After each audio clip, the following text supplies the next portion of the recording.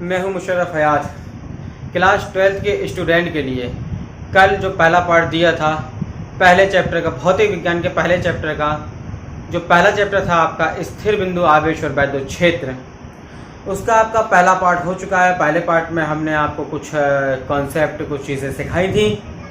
इसके बाद आज हम दूसरा पार्ट लेकर के आए हैं पहले चैप्टर का, और इस दूसरे पार्ट में हमको देखना है कि कितने पॉइंट्स हमें कितनी चीज़ें पढ़ना है। तो चलिए देख लेते हैं, फिर उससे पहले स्टार्ट करते हैं। पहला पॉइंट है आपका वैद्युत क्षेत्र। वैद्युत क्षेत्र के बारे में हम समझेंगे कि वैद्युत क्षेत्र होता क्या है। ठीक है, वैद्युत क्षेत्र के बारे में, वैद्युत क्षेत्र की तीव्रता, ये वैद्युत क्षेत्र की तीव्रता क्या होती है, इसकी दिशा क्या होती है, वगैरह वगैरह तमाम प्रॉपर्टी, इसके जो विशेषताएं होती हैं वो क्या होंगी।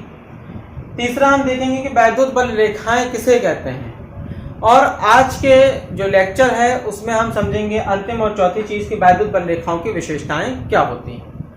तो चलिए हम पहले पॉइंट पे चलते हैं, और पहला पॉइंट हमारा ये कहता है कि वैद्युत क्षेत्र। अब जरा समझते हैं, जब हम वैद्युत तो आवेश के बारे में पहले पार्ट में पढ़ चुके थे, तो जो यहाँ पर हम पहला पॉइंट पढ़ रहे हैं कि वैद्युत क्षेत्र किसे कहते हैं।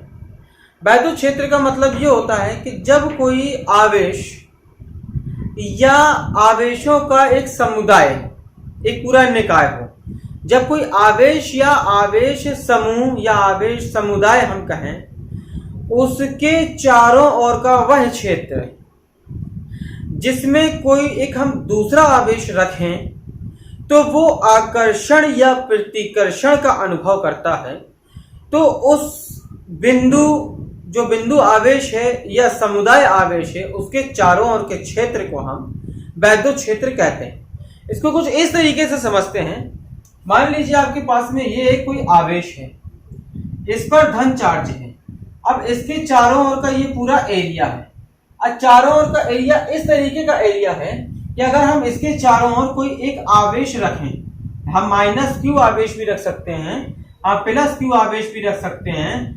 जरूरी नहीं कि क्यू परिमाण का ही आवेश रखा जाए, 3q आवेश भी रख सकते थे, +3q हो सकता था, -3q हो सकता था।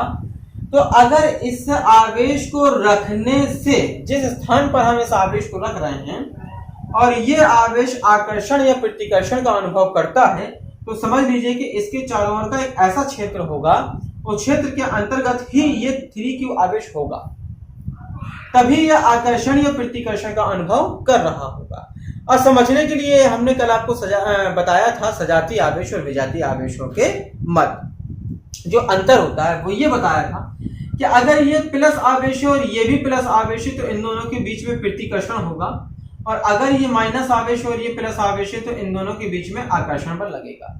तो इस बिंदु आवेश के चारों ओर का वह क्षेत्र जहां कोई दूसरा आवेश अगर हम रखते हैं तो वो आकर्षण या प्रतिकर्षण का अनुभव करता है, तो उस बिंदु के चारों ओर के क्षेत्र को हम वैद्युत क्षेत्र कहते हैं। ये एक चीज आपकी क्लियर हुई कि वैद्युत क्षेत्र क्या होता है। अब अगर हम बात करें, ये हो गया आपका वैद्युत क्षेत्र। अब अगर हम बात करें कि वैद्युत क्षेत्र की तीव्रता क्या कहलाती है, तो चलिए हम आपको बताते हैं कि वैद्युत क्षेत्र की तीव्रता क्या होती है। हमने एक धन परीक्षण आवेश ले लेना है। हमने एक धन परीक्षण आवेश, परीक्षण किया हुआ आवेश लिया, और उस आवेश को अगर हमने किसी वैद्युत क्षेत्र में रख दिया, तो जब हम वैद्युत क्षेत्र में रखते हैं तो आप ये जानते हैं कि जब किसी आवेश को, जस्ट हमने अभी बताया कि जब किसी आवेश को वैद्युत क्षेत्र के अंतर्गत ले जाएंगे तो वो आकर्षण या प्रतिकर्षण बल का अनुभव करेगा। इसका मतलब ये हुआ सीधा सा कि अगर हम किसी आवेश को वैद्युत क्षेत्र में रखते हैं तो रखने पर उस पर एक बल कार्य करने लगेगा। तो सीधी सी बात यह है कि वैद्युत क्षेत्र की जो तीव्रता होती है उसको हम ये कह सकते हैं कि एक धन परीक्षण आवेश अगर एक वैद्युत क्षेत्र में रखा जाए तो उस पर लगने वाला बल, और जो धन परीक्षण आवेश होगा, भाई अगर हम एक आवेश रख रहे हैं तो आवेश पर एक बल लगेगा। बल एक सदिश राशि, इसलिए हम इसको वेक्टर लगा देते हैं। तो हमने ये बोला कि वैद्युत क्षेत्र में रखा गया धन परीक्षण आवेश पर लगने वाला बल और धन परीक्षण आवेश मान लीजिए कि Q0 है, इनके अनुपात को या इनकी निष्पत्ति जो होती है उसको हम कहते हैं वैद्युत क्षेत्र की तीव्रता, और वैद्युत क्षेत्र की तीव्रता को हम E से व्यक्त करते हैं। तो ये आपकी वैद्युत क्षेत्र की तीव्रता हो गई। अब अगर हम इस पर वेक्टर लगा रहे हैं, यानी इसका मतलब यह हुआ कि वैद्युत क्षेत्र की जो तीव्रता है जिसको हम E से व्यक्त कर रहे हैं, ये वैद्युत क्षेत्र की तीव्रता एक सदिश राशि होती है। अब अगर वैद्युत क्षेत्र की तीव्रता एक सदिश राशि होती है, तो चूंकि आप ये जानते हैं कि अगर कोई सदिश राशि होती है तो उसे परिमाण के साथ साथ दिशा की भी आवश्यकता पड़ती है, यानी हमको वैद्युत क्षेत्र की तीव्रता में दिशा का निर्धारण करना पड़ेगा। तो वैद्युत क्षेत्र की तीव्रता की जो हम दिशा देखते हैं वो ये कह सकते हैं हम कि अगर हमने एक धन परीक्षण आवेश रखा था और धन परीक्षण आवेश पर लगने वाले बल की जो दिशा होगी वही आपकी वैद्युत क्षेत्र की दिशा होती है, यानी धन परीक्षण आवेश पर लगने वाले बल की ही दिशा में वैद्युत क्षेत्र की दिशा होती है। एक चीज समझ आई, सदिश राशि होती है, इसकी दिशा वैद्युत बल की ही दिशा में होगी। दूसरा ये कि अगर हम इसका यूनिट मांगे, मात्रक, यानी कि वैद्युत क्षेत्र की तीव्रता का मात्रक क्या होता है, तो भैया हम कह सकते हैं कि वैद्युत क्षेत्र की तीव्रता का मात्रक यानी वैद्युत क्षेत्र F और Q का एक रेशियो है, अनुपात है। तो बल की जो आपका मात्रक होता है वो होता है आपका न्यूटन, और कूलाम इसका मात्रक होता है किसका, आवेश का। तो आवेश का मात्रक कूलाम हो गया तो इसका मात्रक बन जाता है न्यूटन प्रति कूलाम। जब न्यूटन प्रति कूलाम बन गया, इसका अन्य मात्रक भी होता है वोल्ट प्रति मीटर।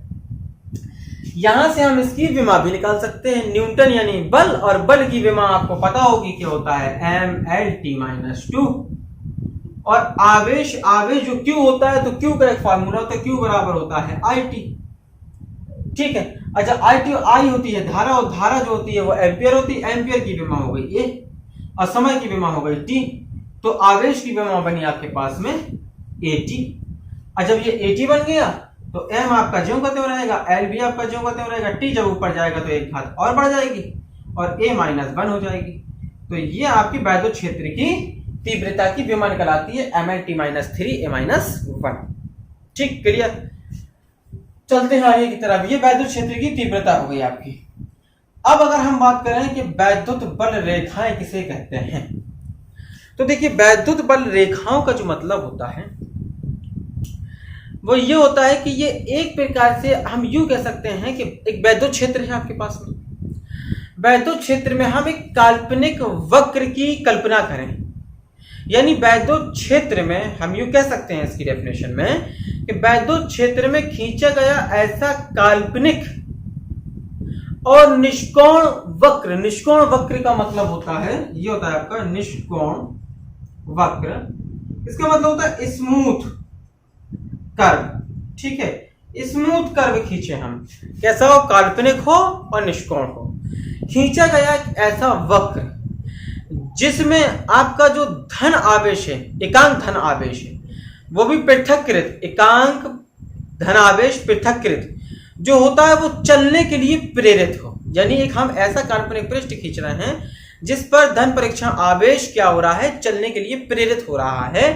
ऐसे वक्र को हम वैद्युत क्षेत्र, वैद्युत बल रेखाएं कहते हैं। समझते हैं कुछ इस तरीके से कि एक धन आवेश है ये, और एक धनावेश है, अगर हम इस पर वैद्युत बल रेखाएं खींचना चाहें तो हम कुछ इस तरीके से देखेंगे,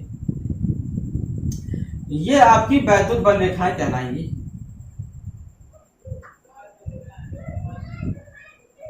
डॉट डॉट का मतलब हो गया यहाँ पर काल्पनिक से।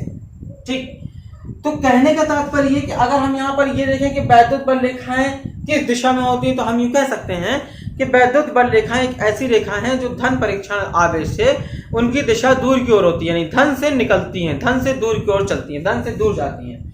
अगर मान लीजिए धन आवेश यहाँ पर ना होता, ऋण आवेश होता, ये ऋण आवेश है, तो इसकी ओर आती हुई फिर प्रतीत होंगी, धन ऋण आवेश की ओर आती हुई प्रतीत होंगी, इस दिशा में आती हुई प्रतीत होंगी, एकत्र होती हुई प्रतीत होंगी एक निश्चित बिंदु पर। तो ये धन आवेश अगर होगा तो फैलती हुई प्रतीत होंगी, और ऋण आवेश होगा तो एक बिंदु पर आती हुई प्रतीत होंगी। लेकिन एक प्रश्न ये उठता है कि मान लीजिए कि कुछ अल्प दूरी पर एक धन आवेश रखा हो और एक ऋण आवेश रखा हो, तब क्या कंडीशन हो सकती है।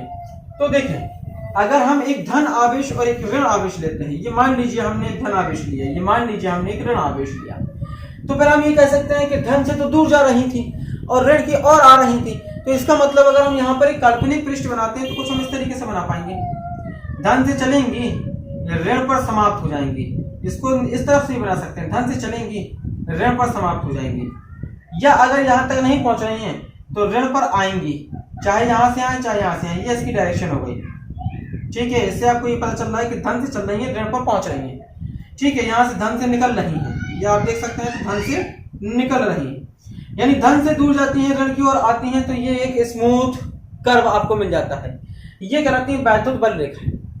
अब अगर हम बात करें वैद्युत बल रेखाओं की तो विशेषताएं क्या क्या होती हैं वैद्युत बल रेखाओं की, तो आपने पहले ये समझा कि जो वैद्युत बल रेखाएं होती हैं, ये वैद्युत बल रेखाएं धन आवेश से चलती हैं और ऋण आवेश पर समाप्त हो जाती हैं। धन आवेश से चलेंगी और ऋण आवेश पर क्या होंगी, समाप्त हो जाएंगी।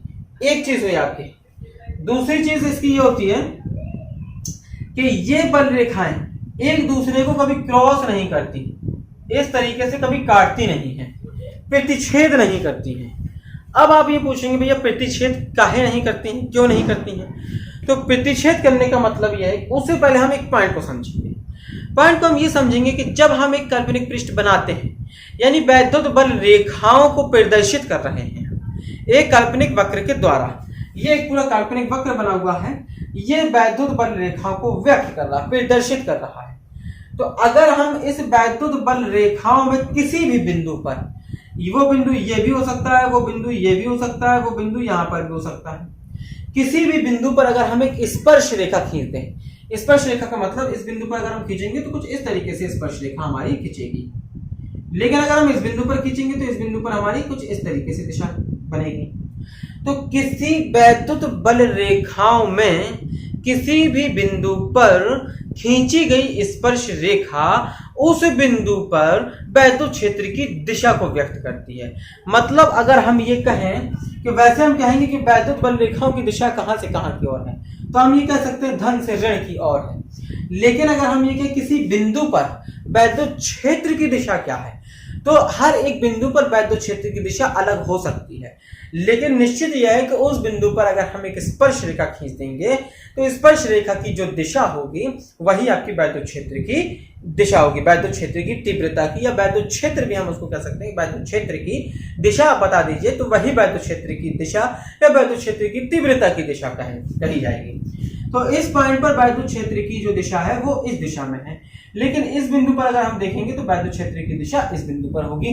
तो हमारे पास में एक पॉइंट ये भी मिल गया कि वैद्युत क्षेत्र जो वैद्युत बल रेखाएं होती हैं उनके किसी भी बिंदु पर खींची गई स्पर्श रेखा वैद्युत क्षेत्र की दिशा को व्यक्त करती है। Point number 1। पॉइंट नंबर 2, धनावेश से निकलती है और ऋणावेश पर समाप्त हो जाती है। पॉइंट नंबर 3, वैद्युत बल रेखाएं आपस में एक दूसरे को कभी नहीं काटती। और क्यों नहीं काटती? और इसलिए नहीं काटती हैं कि कटान बिंदु पर दो स्पर्श रेखाएं खींची जा सकती। अगर आप देखेंगे तो एक इस दिशा में खींची जा सकती है और आप देखेंगे तो एक इस दिशा में खींची जा सकती है। अब एक बिंदु पर दो स्पर्श रेखाएं संभव नहीं होती। जब एक बिंदु पर दो स्पर्श रेखाएं संभव नहीं होंगी तो दो बल रेखाएं आपस में कभी नहीं काटेंगी। तो ये वैद्युत बल रेखाओं की विशेषताएं होती हैं, दो बल रेखाएं आपस में कभी नहीं काटती हैं। इसके साथ साथ एक चौथा पॉइंट अगर हम बताएं तो ये बल रेखाएं बंद वक्र में भी होती हैं और खुले वक्र में भी होती हैं। अभी हम आपको बताए थे ना, ये धनावेश था, इस तरीके से बनाए थे और इस तरीके से बनाए थे, तो ये क्या है, ओपन कर्व है। ठीक है, खुला वक्र है, ये ओपन वर्क हो गया, ओपन कर्व हो गया, और ये क्लोज कर्व हो गया। ये देखिए धन से निकल रही है, ऋण पर समाप्त हो जाती हैं। तो इस तरीके से हम ये कह सकते हैं कि ये 3-4 जो पॉइंट हैं ये आपकी वैद्युत बल रेखाओं की विशेषता या गुण कह सकते हैं, उनको बताती हैं। तो आपको समझ में आया कि वैद्युत क्षेत्र हमने आपको बताया, वैद्युत क्षेत्र की तीव्रता के बारे में बताया, वैद्युत क्षेत्र की तीव्रता को किससे रिप्रेजेंट करते हैं और उसका क्या मात्रक होता है, विमा क्या होगी, कैसी राशि होगी, दिशा क्या होगी, वैद्युत बल रेखाएं क्या हैं और उनकी विशेषताएं क्या हैं। ये सब वैद्युत बल रेखाएं हैं और उनकी विशेषताएं आती हैं। तो पहले चैप्टर का दूसरा पार्ट आपका कंप्लीट हुआ और अब आपको मिलेगा तीसरा पार्ट। तब तक के लिए स्वस्थ रहिए, सुरक्षित रहिए।